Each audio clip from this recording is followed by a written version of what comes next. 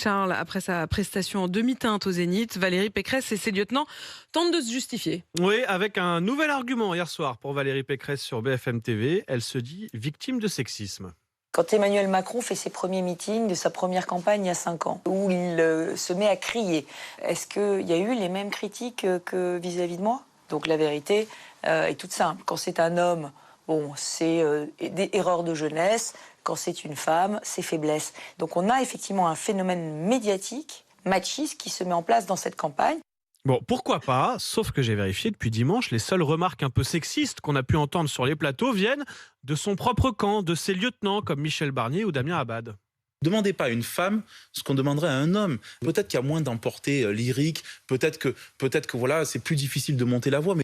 Puisque vous parlez du discours de Valérie Pécresse, c'est celui qu'une femme tient, et c'est assez différent d'un homme, permettez-moi de vous le dire. On ne peut pas demander à une femme le même ton, les mêmes mots qu'un homme. Voilà, alors je ne sais pas si la candidate avait validé ces éléments de langage. Autre argument, donné par Jean-François Copé, elle n'a pas été bonne sur scène parce qu'il y avait trop de monde.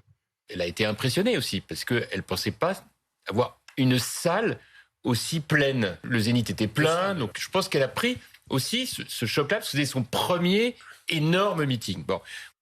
Bon, j'aime bien aussi l'argument de Bruno Retailleau, qui lui nous apprend qu'il y a pire ailleurs. Est-ce que vous avez déjà écouté un discours d'Angela Merkel? Ennuyeux à mourir. Voilà, il y a pire en Allemagne. Heureusement, dans cette journée compliquée, Valérie Pécresse a eu une séquence positive. Elle a reçu le soutien de l'ancien Premier ministre, Édouard Balladur. Même si là aussi, elle a commis une petite boulette quand on lui a demandé un commentaire. Écoutez bien. Parce que c'est un homme politique qui compte, qui a été un Premier ministre qui a modernisé la France. Et c'est ce que je veux être. Il a été un grand Premier ministre, c'est ce que je veux être. Typiquement la phrase qu'il ne faut pas dire quand on veut être présidente et pas Premier ministre. Il est 7h30 sur RMC. À tout de suite pour la météo.